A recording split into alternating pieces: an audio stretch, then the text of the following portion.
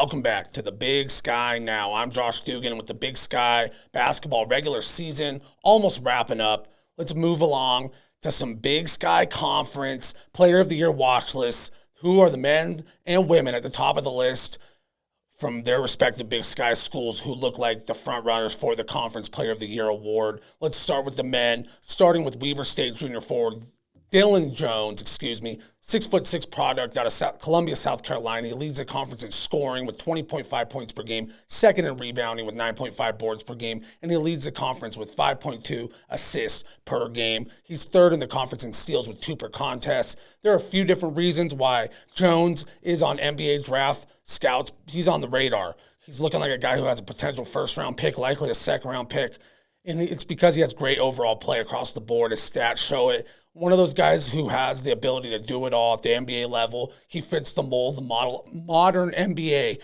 where you can guard multiple positions, knock down open shots, and facilitate on offense. He has all of those traits. Dylan Jones, likely the front runner for the award. But this next guy is right there in the conversation, and that's 6'7" junior forward from Northern Colorado, St. Thomas. He's had a huge season in his first year with the Bears. He's averaging a double-double with the Big Sky best 10.1 boards per game and his 19.9 points per game is second best right behind Jones. Thomas is a transfer from Loyola, Chicago, and one of those guys who gets it done in all facets of the game, similar to Jones, because Thomas, he's also top 10 in assists with 3.5 assists per game. So great rebounder, great scorer, and he's not bad at passing the ball either. He's fourth in the conference in steals with 1.6 per game and eighth in blocks with almost 1 per contest. So overall, Thomas, an Omaha, Nebraska product, does it all for the Bears, and his stellar play has him on the radar of some NBA draft experts right now. I was reading a couple blogs, and his name was popping up. So the NBA or the Big Sky could have 2 potential NBA prospects right now.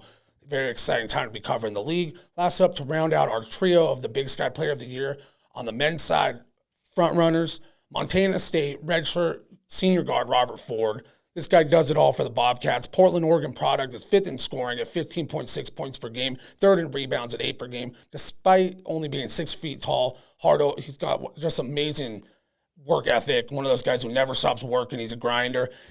He averages 2.8 steals per game, best in the conference, and he also is a good passer with 3 assists per ball game. So one of the most complete two-way players in the conference. The Bobcats have been in a bit of a transition year after winning back-to-back Big Sky titles with the new head coach, but Ford has been a two-way star for the Bobcats and really helped keep this train rolling for Montana State because, although they're not a top-tier team right now in the conference, they're in the hunt, they're in the middle of the pack, and Ford has a big part of that for sure. As for the Big Sky women, let's start with Eastern Washington's Jamie Lorera.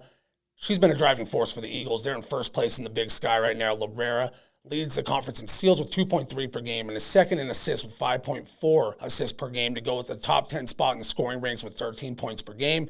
Maybe the most impressive, similar to Ford, who we just mentioned, Lorera's only 5'9" and averaging almost 6 rebounds a game. So another one of those hard workers, the senior guard from Moses Lake, Washington, Jamie Lorera, definitely in the conversation for Big Sky Player of the Year with the Eagles' success. Next up, Northern Arizona sophomore forward Sophie Glancy, third leading scorer at 15.4 points per game in the conference, fourth in rebounding, 7 boards per game, and she sits at second in the conference with 1 block per game. So overall stellar play from the sophomore Boise, Idaho product.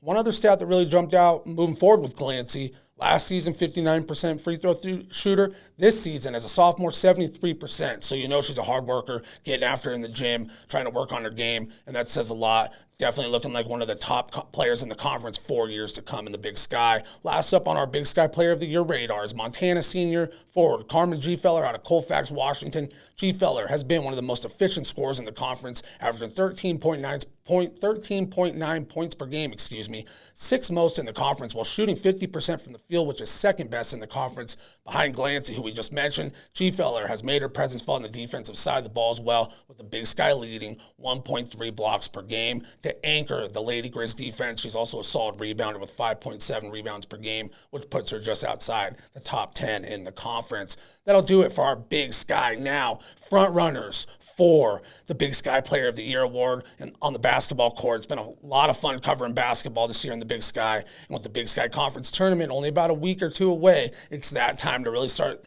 thinking about how that's going to play out. We'll definitely be talking about that more next week on the show. As always, I'm Josh Dugan. Thank you for watching, and I'm out.